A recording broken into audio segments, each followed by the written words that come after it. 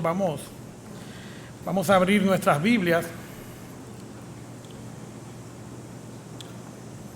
en Mateo capítulo 25. Mateo capítulo 25. ¿Me escuchan bien, verdad? Mateo capítulo 25, versículo 13. ¿Quién no tiene Biblia? ¿Todos tienen Biblia? Bien.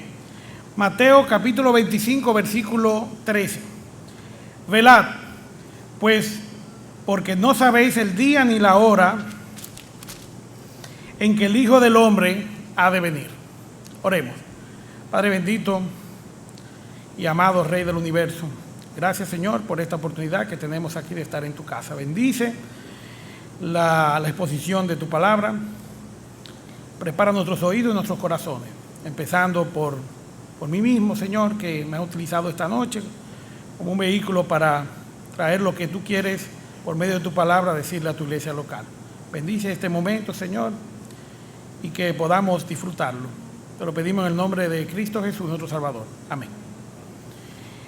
Bien, esta noche le traigo un mensaje muy esperanzador.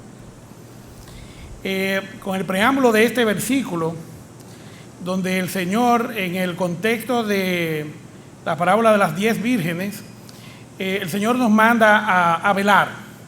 Y esta es una de las funciones o de los mandatos que el Señor le ha dado a la iglesia antes de su venida, y es velar. Además de la gran comisión, que es predicar, también nos manda a velar. Y como preámbulo, quiero hablar de lo que es el arte de la espera. Y traigo como ejemplo lo que es una sala de espera. ¿Qué hacemos nosotros en una sala de espera? Bueno, el que espera desespera. Y todos, yo creo que en algún momento hemos estado en una sala de espera. Nos sentamos, por lo general los asientos son cómodos. Si vamos a un doctor, y perdón por los doctores, pero esos asientos no son muy cómodos, pero en las compañías, en las oficinas donde esperamos, por lo general son muy cómodos los asientos. ¿Y qué hacemos ahí? Pues leemos un periódico, una revista que siempre hay ahí. Hay recepciones donde hay televisiones que por lo general no tienen volumen y tú no sabes de lo que están hablando ahí, pero bueno, tú miras ahí, te entretiene. Hay un reloj, nos la pasamos viendo la hora. Tratamos de hablar con la recepcionista, de entablar comunicación con las personas que están ahí. Hacemos empatía con todo lo que están esperando también. Aprovechamos, vemos los emails. No sé, hay una cantidad de cosas que se hacen cuando uno está esperando. Yo en lo personal no sé esperar mucho. Los que me conocen bien pues saben que lo primero que yo hago es que no me siento. Yo me quedo parado y la gente me dice, Señor, digo, no se apure, yo vine sentado en el carro, cuando vine manejando vine sentado. Y yo me quedo ahí parado y la idea es que me vean y que no se olviden de mí. Y bueno, en fin, tratando de redimir el tiempo, trato de llamar la atención en la sala de espera para que, mira, vamos a salir de este hombre, ¿verdad? Y vamos a hacerlo pasar. En fin, hay una experiencia muy bonita en las salas de espera, y es que empatizamos y socializamos con las personas que también están esperando. Nunca he visto una discusión en una sala de espera, porque todo el mundo es como preso de confianza y bueno, y todo el mundo lo que quiere es salir de ahí. Sin perder la perspectiva, porque esto es una prédica, la misma Biblia, hay historias que tenemos donde hay esperas, a lo que yo le llamo en esta prédica esperas bíblicas. Y es que la vida del cristiano tiene que ser con esperanza, con fe y esperanza. Nuestra fe está basada en lo que hace el Señor en el tiempo. Y yo creo que no hay una historia en la Biblia donde el personaje bíblico no haya tenido que esperar. Y así de repente traigo ejemplos a colación, y es Abraham y Sara, que tuvieron que esperar más de 20 años para tener su primer hijo, el hijo de la promesa. El rey David, que tuvo que esperar 15 años para ser rey. Llegó inclusive a hacerse el loco, yéndose a donde los filisteos y esperando para su oportunidad para poder ser rey. Daniel, el profeta, esperó 70 años la redención de su pueblo. Y todos los personajes del Viejo Testamento esperaron pacientemente la venida del Mesías. Nosotros hoy día estamos más o menos en una espera de este tipo. Y estamos velando, esperando la segunda venida de Cristo. Y esta venida de Cristo tiene unas características. Lo primero es que si vamos al Viejo Testamento y vemos qué pasaba con los personajes que esperaban la primera venida, vemos que ellos lo primero, como dice Hebreos, que ellos la veían desde lejos. Vean algo que se iba a consumar. Nosotros hemos visto algo que ya se consumó y algo que es la segunda venida que estamos esperando que se consuma. Los apóstoles creían que estaban en ese momento en el reino mesiánico ya. Pablo hablaba de la segunda venida del Señor como si él iba a vivir para ver ese momento. Pablo decía que a alguno de nosotros no iba a gustar de la muerte. Y yo quisiera tener esa oportunidad de estar vivo cuando el Señor venga. Muchos hermanos le ha sobrevenido la muerte esperando al Señor, y todos los hermanos que han fallecido, que están durmiendo, sabemos que esa era su esperanza también, y no lo es menos en el caso de nosotros. Ningún cristiano puede evitar el pretender estar vivo cuando el Señor venga. De hecho, hay una corona para los que anhelan la venida del Señor. No sé si recuerdan, en los años 80 había un personaje que iba con una bocina: Cristo viene, Cristo viene. Ya ese personaje yo no lo he visto más. Parece que a lo mejor está durmiendo ya con el Señor, o sea, estaba en la presencia del Señor. Y ha pasado tanto tiempo. Hay personas que yo le he predicado que me dicen: bueno, mira, desde que yo nací estoy oyendo que el Señor viene. Y resulta que está el abuelo de él y dice: bueno, cuando yo nací también estoy oyendo que el Señor viene. Y pudiera parecer que hay un nivel de desesperanza al respecto de la venida del Señor. Y bueno, y si vemos la historia reciente de la iglesia, el tema del rapto de la iglesia, que es donde empieza la parausia o la segunda venida de Cristo, apenas hace 250 años es que se ha vuelto a hablar del rapto con los predicadores como Scofield y otros más, que han traído otra vez a colación el tema del rapto de la iglesia. Durante algunos 1500, 1700 años no se volvió a hablar más de la doctrina del arrebatamiento de la iglesia como parte integral de la segunda venida de Cristo.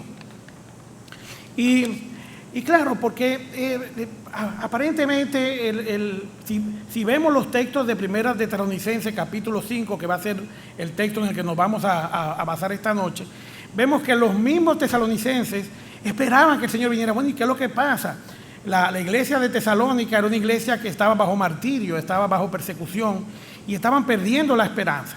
Decían: bueno, pero ustedes ven acá, no van a comer vivos, y el Señor entonces no va a venir. Y yo creo que hasta cierto punto, en algún momento, en las épocas de la iglesia, pues, y más cuando hay persecución, se hace la pregunta retórica: ¿y qué pasa que el Señor no viene? Los otros días estábamos reunidos la familia y hablábamos de eso. Y bueno, ¿y qué es lo que pasa? Que el Señor no viene, ya está bueno.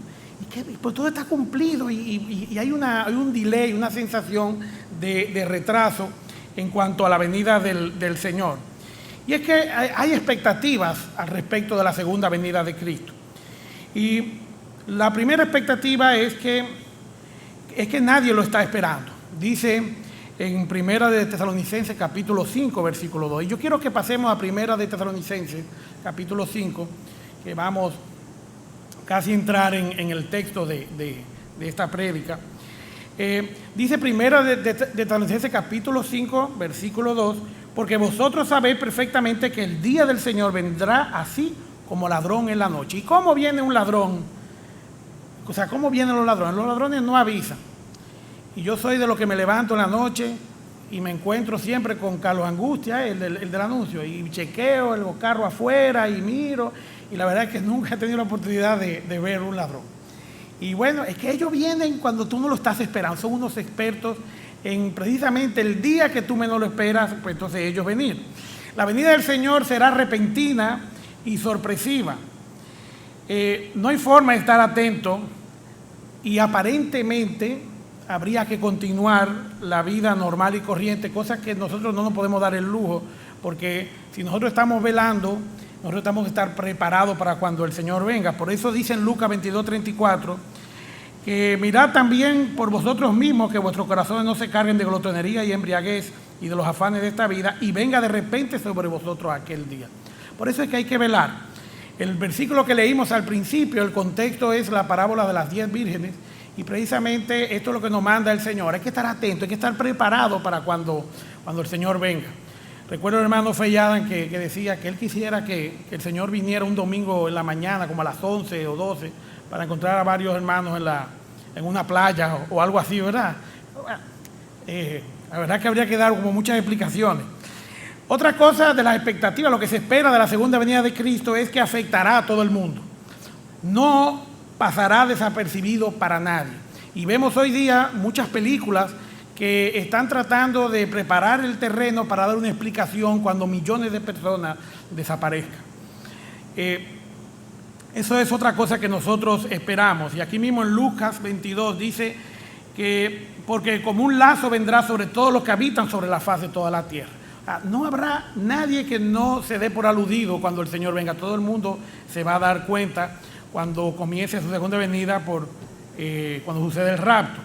Nadie sabe cuándo será, y sabemos por Mateo 24:36 que el día y la hora nadie lo sabe sino solamente el Señor, Dios, en toda su potestad.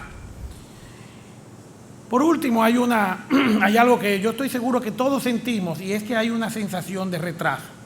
Dice, y era lo que decía ahorita, bueno, ¿y por qué el Señor no viene? Y el que anhelemos la venida del Señor, independientemente de que Él tiene un propósito con el tiempo, pues yo creo que no está mal anhelar que Él venga. La Biblia, pues, habla al respecto de eso. Dice en 2 de Pedro 3:9 que el Señor no retarda su promesa según algunos la tienen por tardanza. Y sabemos que es misericordia, para que más personas, pues entonces vengan al arrepentimiento. Y bueno, no es que Él decide, vamos a rodarlo. No, Él sabe cuál es el tiempo. Lo que pasa es que nadie lo sabe. Y yo hago la pregunta retórica, ¿tenemos desesperanza y desánimo? Esta noche yo tengo el propósito de que en esta prédica podamos ver primero que el mandato del Señor a velar es una advertencia a ser encontrados por Él activos al momento de su venida. Y el título de precisamente el título de esta prédica es ¿qué hacer mientras velamos? Está claro que tenemos la gran comisión, pero hay otras cosas que nosotros debemos de hacer, y está todo resumido en velar, o sea, en predicar el Evangelio y velar, esperar al Señor. Otro punto es que debemos de animar a otros en fe y esperanza a velar. Debemos saber también qué es lo que el Señor quiere que estemos haciendo al momento de su venida. No es cualquier cosa. El Señor nos ha instruido por medio de su palabra qué es lo que nosotros debemos de hacer en el caso de nosotros, nuestra iglesia local, que es donde nosotros estamos reunidos, donde es nuestro universo, que el Señor espera que nosotros estemos haciendo. Y sin más preámbulo, vamos a pasar a la lectura, que es Primera de Tesalonicenses capítulo 5. Y el texto es de los versículos 9 al 11, pero primero vamos a leer los dos primeros versículos que, si me permiten, aquí está. Dice versículo 1 y 2.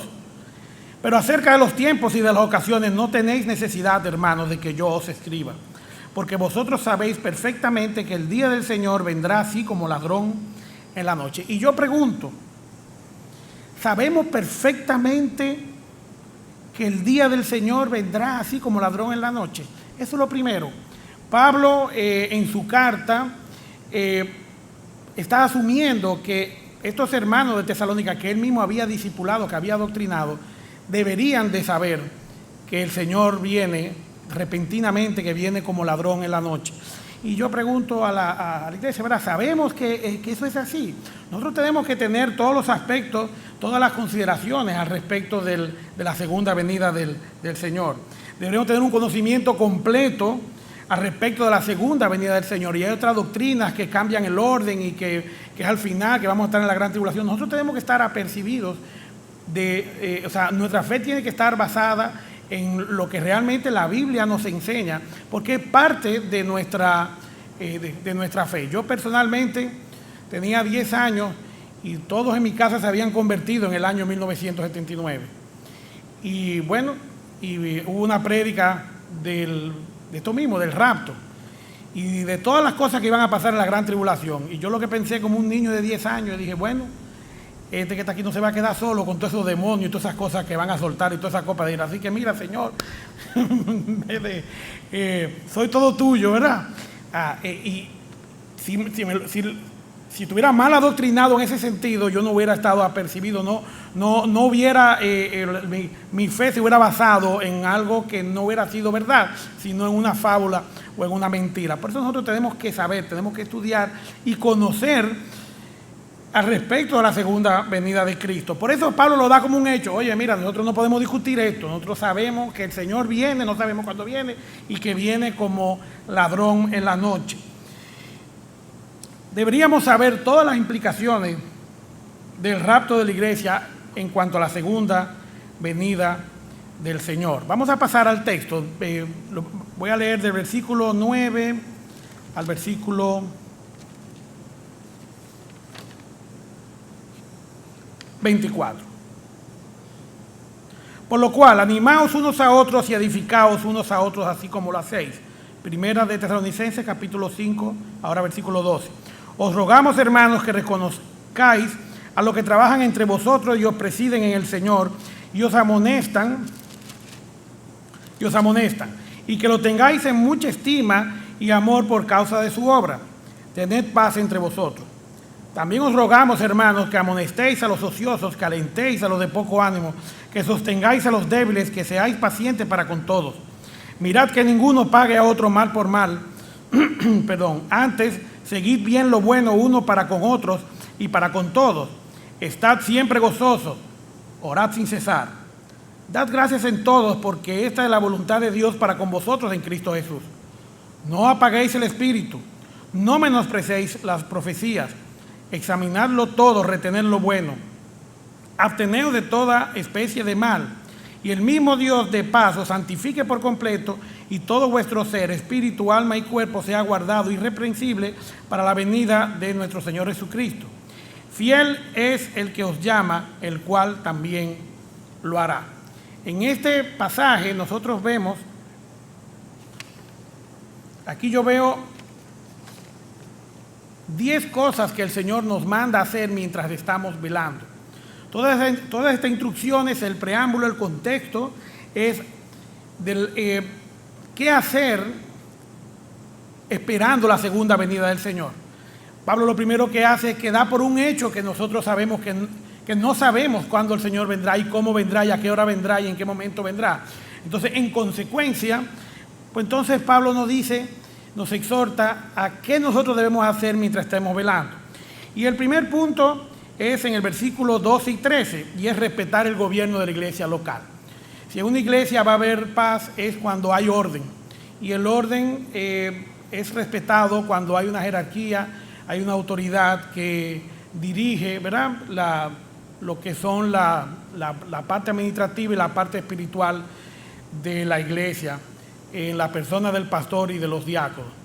En el caso de nuestra iglesia, ¿verdad?, pues tenemos nuestro pastor y nuestros diáconos, y Pablo nos manda que hasta que venga el Señor Jesucristo nosotros debemos de respetar las autoridades de la iglesia local. Es un trabajo difícil, lo sabemos, y más que respeto ellos necesitan nuestra ayuda. Pablo nos nos ruega a que reconozcamos a estas personas y que la tengamos en mucha estima y amor por causa de la obra. Todo cristiano debe de entender esto y hacerlo. Nada funciona en desorden o sin jerarquía o sin autoridad. Donde hay ya más de 2 o 3 personas, pues tiene que haber un orden. El segundo punto, la segunda instrucción que Pablo nos da para la iglesia mientras está velando lo que llega el Señor Jesucristo, es sobrellevar a los más pequeños. Y en el versículo 14, la parte B dice que seáis pacientes para con todos. Y es que en la iglesia hay todo tipo de personas. Hay personas activas, hay personas que no son activas, hay personas que se quedan rezagadas o que son ociosas, que no, ay no, yo no voy a, ay, pero ¿y eso es lo que me van a poner a hacer? Ay no. Y bueno, dice la Biblia que nosotros tenemos que tener paciencia con estas personas. Y debemos de sobrellevarlos. El Señor nos advierte en que nosotros no debemos de hacer tropezar a los más pequeñitos, a los más pequeños espiritualmente. Dice que es mejor que nos amarremos una piedra de molino y nos tiremos al mar. Tenemos que tener cuidado con eso. A veces, pues, no todo el mundo tiene los mismos bríos y hay trabajos que se hacen en conjunto y hay que esperar a los otros. Es una bendición, y sobre todo en la experiencia que tengo en lo que he hecho, que es en el caso de los coros. Ay, cuántos sinsabores da un coro, pero cuando uno lo logra, o cuando hacen un teatro negro, ¿verdad? Esos son, bueno, yo relajo siempre con Zaira, digo yo, no, jamás vuelvo a hacer esto, y después a la semana, a los 15 días, está uno metido otra vez. Bueno, pero es que tú sabes que realmente por amor al Señor nosotros lo hacemos y tenemos paciencia y llevamos a las personas. Cada vez que dirigimos cualquier tipo de ministerio de esto, pues estamos prácticamente casi pastoreando a ese grupo. El tercero es evitar los conflictos y promover la piedad. Hay una expresión que mi pastor me enseñó hace poco, y es que si no se puede ser conciliador o consolador, mejor no hagas nada. Mejor espera, que el tiempo hace maravillas. El tiempo deja que todas las cosas tomen su sitio. Dice el versículo 15, mirad que ninguno pague a otro mal por mal, antes seguid siempre lo bueno unos para con otros y para con todos. Nadie dijo que esto era fácil, pero de verdad que si nosotros vamos a practicar el amor, como vimos esta mañana, ¿verdad? Nadie puede decir que tú amas a tu hermano. Si tú no amas a tu hermano que lo ves, tú no puedes decir que tú amas a Dios. Tenemos que tener paciencia con los hermanos, y mientras estamos velando, debemos de evitar ser motivo de diferencia o de conflictos en la iglesia. Y es algo que personalmente yo mismo, con este pasaje, acuérdense que el que predica, el que hace los estudios, es el primer alumno, y esos son puntos que hay que trabajar fuertemente. Un sitio donde hay conflictos, donde hay pleitos, donde hay diferencias. Yo creo que el Señor está triste ahí. Me parece que el Señor está muy triste cuando eso pasa. Regocijarse y contagiar a los demás. Bueno, ahí pues yo puedo hablar de mí. Yo siempre digo que a mal tiempo, pues buena cara. Yo tengo grandes motivos para siempre estar gozoso y estar feliz, y es porque el Señor me salvó.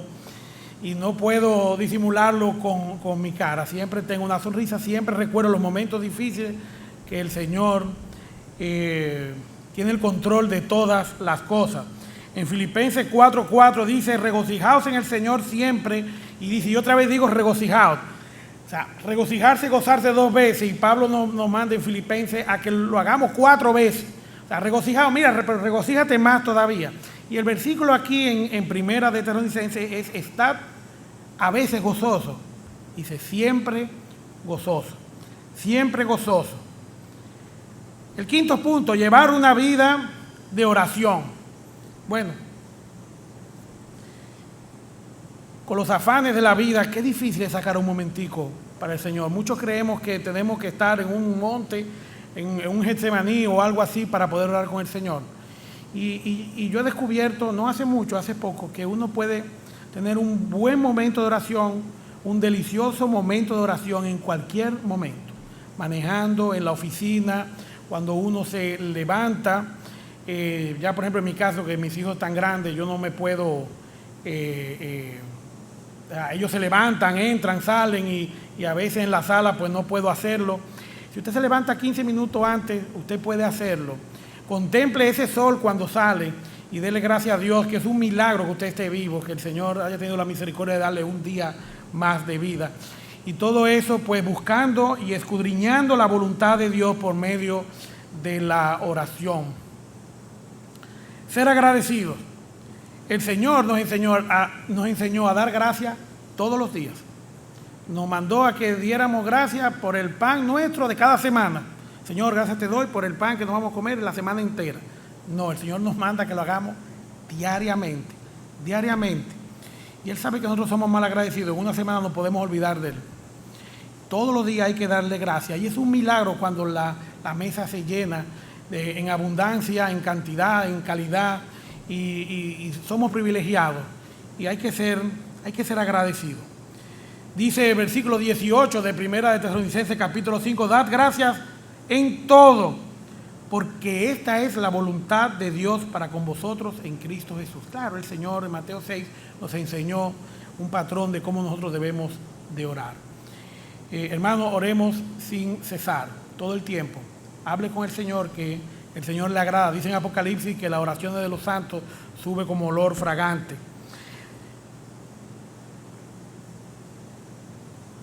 Practicar la santidad para que el Espíritu Santo no se contriñe. El versículo 19 dice, no apaguéis el Espíritu. Bueno, muchos de los puntos anteriores, pues, como por ejemplo el caso de los conflictos, de no respetar a las autoridades de la iglesia, cosas que hagan que la obra del Señor no sea posible en la iglesia. Me parece que el Espíritu Santo se pone triste, se pone chiquitico, y a veces nosotros hacemos eso. Dios me perdone si lo he hecho alguna vez. Dice en Efesios 4:30, no contristéis al Espíritu Santo de Dios, con el cual fuisteis sellados para el día de la redención, precisamente el tema que estamos hablando, para que cuando el Señor venga, pues nos encuentre con el Espíritu Santo bien grande. A veces hacemos pecados que son recurrentes, pecamos según nuestra concupiscencia, según nuestra debilidad. Hay pecados favoritos, repetitivos, que lo hacemos y el Espíritu Santo se pone triste. El punto 8, tener fe y esperanza basado en lo verdadero y rechazando lo falso. Dice el versículo 20, no menospreciéis las profecías. Nosotros, no se crean que profecías son cosas que van a pasar. Cada vez que se para alguien aquí, predica el Evangelio, está profetizando, está hablando en nombre del Señor. No menospreciemos la instrucción, no menospreciemos lo que la palabra de Dios nos tiene. A veces estamos en la prédica y no estamos atendiendo o estamos jugando. Hay tantas formas de menospreciar la palabra de Dios. Y bueno, acuérdense que la palabra de Dios es santa. Y somos privilegiados de todos los tiempos de los santos del Señor. Nosotros somos los más privilegiados porque tenemos el Espíritu Santo y tenemos la palabra de Dios, que usted va a cualquier hotel y abre una gaveta y encuentra una Biblia ahí de bolsillo. Entonces precisamente no la vamos a apreciar. Yo vi un video en Facebook que salió una iglesia en China que le llegó una caja llena de Biblia, y esa gente se fueron a la grata con puño con esa Biblia. Esa gente olían su Biblia y se pusieron a llorar. Ay, por fin yo tengo mi Biblia. Y bueno, nosotros la tenemos, la dejamos a veces en la iglesia. Y bueno, el Señor quiere que en el sentido de que estemos velando por su venida, que nosotros amemos su palabra, nosotros anhelemos el alimento espiritual. A veces tocamos la Biblia solamente los domingos. El punto 9, comprobando lo que es agradable al Señor. Dice el versículo 21, examinarlo todo, retened lo bueno. Nosotros estamos obligados, según Efesios 5:10, dice, comprobando lo que es agradable al Señor. Y comprobar no es juzgar, no es criticar, es probar 2 veces. Nosotros tenemos que estudiar, nosotros tenemos que saber qué es lo que es bueno, qué es lo que conviene en el Señor. El Señor quiere que mientras Él viene, nosotros estemos comprobando qué es lo que a Él le agrada. Hay veces que no sabemos de cosas que debemos de hacer, que al Señor le agrada y no lo sabemos. Ay, yo no sabía, mire, ay, pero mira, está ahí. No sé si a usted le ha pasado que usted ha visto un versículo y usted dice, wow, pero yo he leído ya 3 veces ese libro y nunca había visto ese versículo, no lo había tomado en cuenta. Pues eso sucede. Nosotros tenemos que estar constantemente actualizándonos y averiguando qué es lo que el Señor le agrada. No hagamos otras cosas que no son las que la Biblia nos manda. No caigamos en ser religiosos, sino veamos lo que la Biblia quiere que nosotros hagamos hasta que el Señor venga. El último punto, y ya voy a terminar, dice rechazar el pecado porque es contrario a la naturaleza del cristiano. Dice el versículo 22, y lo que me llevan ahí, primera de Tesalonicenses capítulo 5, dice, absteneos de toda especie de mal. Y creo que fue Eddie que puso un ejemplo de que hay veces que estamos con un grupo de personas relacionados que no son conversos y tiran sus chistes colorados o hacen cuentos o pretensiones, ¿verdad? Y bueno, en mi caso yo siempre he tenido mucho cuidado con eso. Yo, no, por favor, mira, no me gusta ese tema. Ay, ve que aquí está Eugenio el santo. Ah, qué bueno, eso es un piropo, hermano. Gracias, muchas gracias. Pero nosotros tenemos que evitar el mal. Es que nuestra naturaleza pecaminosa nos atrae a ese tipo de cosas. No se crea que usted tiene el control de la situación. Muchos de nosotros creemos, no, ese no es mi pecado. Yo puedo estar en un sitio de eso, yo puedo hacer aquello, porque es que ese no es mi pecado. Bueno, tenemos que tener cuidado. Tenemos que abstenernos de toda especie de mal. Y cosas tan sencillas como el amor al dinero, que son cosas mundanas donde con mucha facilidad nosotros entronamos otra cosa donde va el Señor. Acuérdense que el pecado nos separa de Dios. El problema de la relación del hombre con Dios es la santidad de Dios, y precisamente el pecado es lo que hace que nosotros no podamos estar frente a Él. Este listado, en lo personal, hice mi checklist y es difícil. Me considero incapaz de hacerlo. La Biblia nos enseña que ser incapaz es una bendición. Si nosotros pudiéramos hacer las cosas por nosotros mismos, entonces el Espíritu Santo estaría de más. Dice el versículo 23, y esto es una promesa hermosísima, el versículo 23-24 dice, y el mismo Dios de paz os santifique por completo. No parcialmente o lo que tú no pudiste santificar, por completo. Él va a hacer el proceso de santificación. Muchas veces ese proceso de santificación puede durar la vida entera. Bueno, yo creo que mientras estemos aquí sobre la tierra, estamos en ese proceso de santificación y el Señor se encarga de eso. Por completo, y todo vuestro ser completo, en espíritu, en alma y cuerpo. El Señor no va a dejar nada pendiente al respecto de nosotros. Nos prometió desde una cruz nuestra redención y no va a dejar ningún detalle en el aire. Sea guardado irreprensible para la venida de nuestro Señor Jesucristo. Todo esto para que cuando el Señor venga nosotros podamos estar aptos delante de Él, porque por nosotros mismos no lo vamos a poder hacer. Y bueno, todo eso está muy bien, pero realmente es verdad. Dice el versículo 24, por si queda alguna duda, fiel es el que os llama, el cual también lo hará. Qué bueno que es así. Qué bueno que yo no me voy...